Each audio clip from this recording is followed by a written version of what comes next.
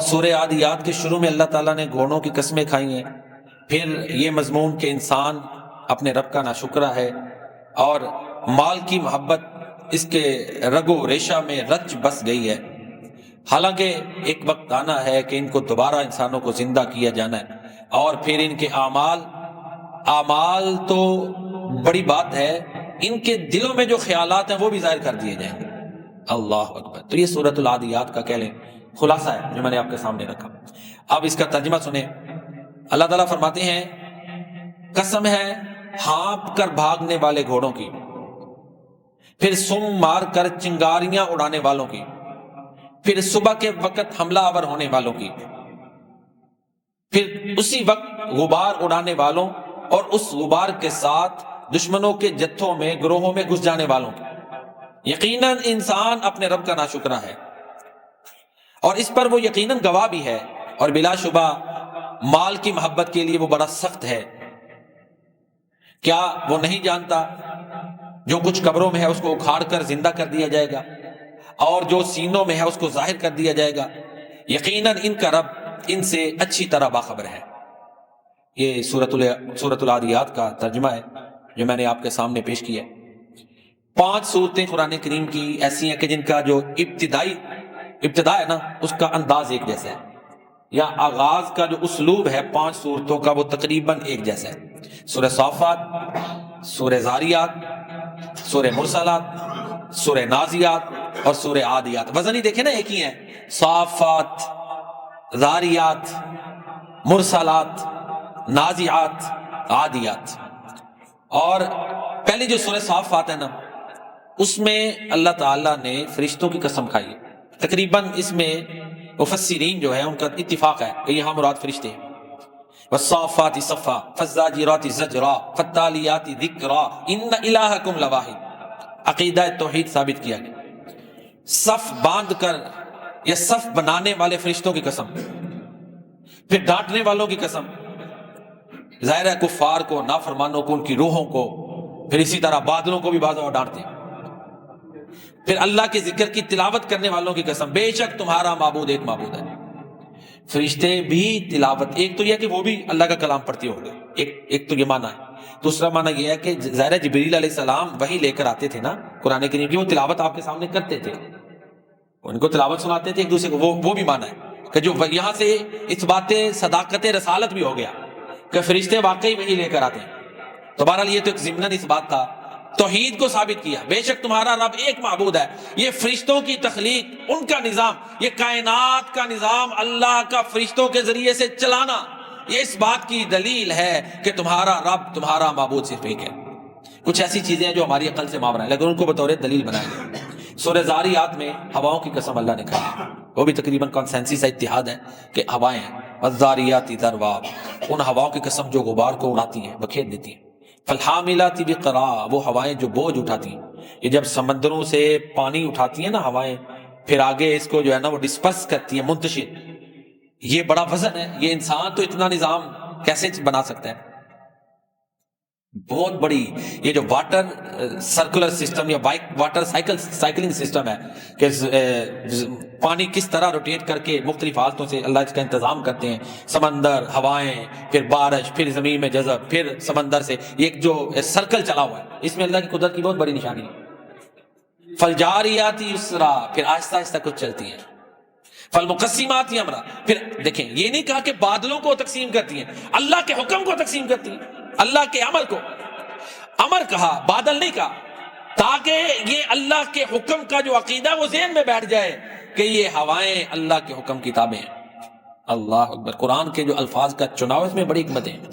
تو اقبال نے بھی اس چیز کو اپنی، وہ مقصد اس کی نظم پڑھتا ہوں، ایک نظم میں بیان کیا نا، الارض للہ، زمین اللہ کی ہے، اس کا عنوان یہ ہے، پالتا ہے بیج کو مٹی کی تاریکی میں کون دریاؤں کی موجوں سے اٹھاتا ہے سحاب، سحاب کہتے ہیں بادل، کون دریاؤں کی موجوں سے اٹھاتا ہے سحاب، کون لایا کھینچ کر پچھم مغرب، پچھم سے بادے سازگار، خاک یہ کس کی ہے، کس کا ہے نور آفتاب، کس نے بھر دی موتیوں سے خوشائے گندم کی جیب، موسموں کو کس نے سکھلائی ہے خوئے انقلاب، یہ موسموں میں تبدیلیاں اللہ نے پیدا کی ہیں۔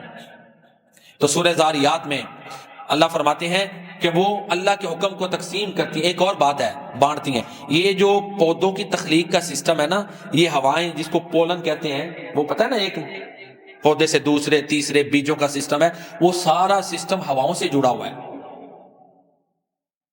آج کی جو سائنس، بلکہ آج کی کیا، کافی دیر سے سائنس کی یہ ریسرچ ہے، پرانی ریسرچ ہے تقریباً، کہ ہواؤں کے ذریعے سے یہ پولن نر مادہ کا سسٹم ہوتا ہے، تعبیر جسے کہتے ہیں، نر مادہ کا وہ ان میں انٹریکشن جو ہوتا ہے پولنز میں، وہ سارا ہوائیں اس میں مدد کرتی ہیں.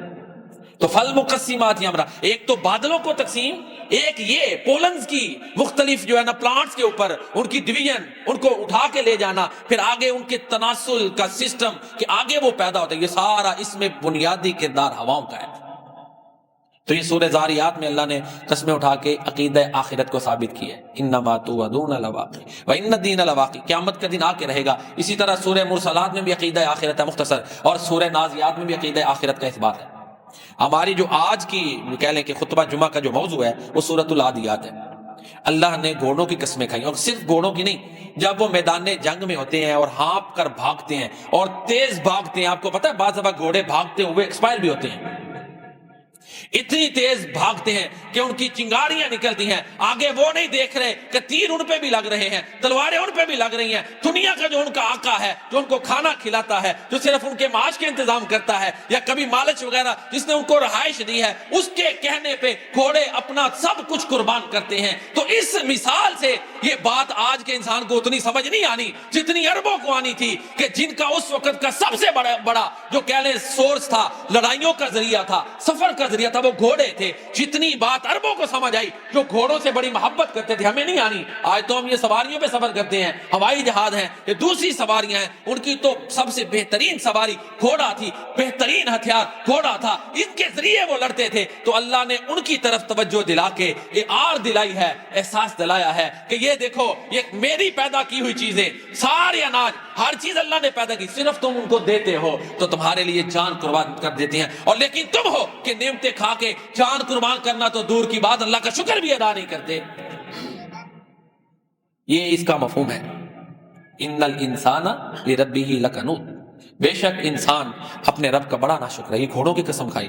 سمجھانے کا انداز دیکھیں نا، قرآن کلام معجز ہے کہ ہم جانور سے بھی گئے ہیں وفا میں، یہی ہے نا، وفا ہے نا اس کی.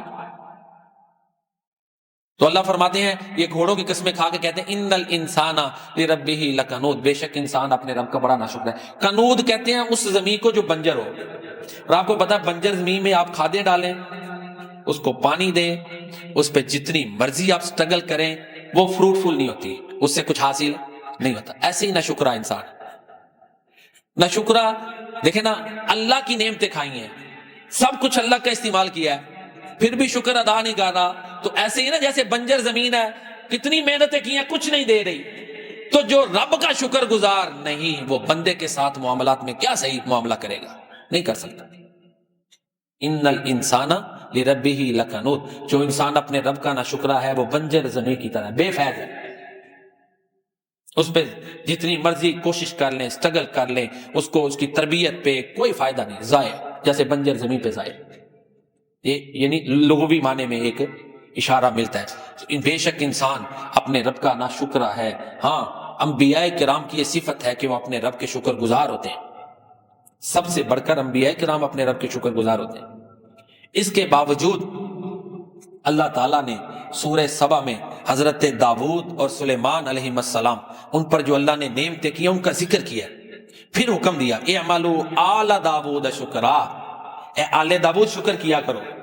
اللہ، آل داؤد میں تو سلیمان علیہ السلام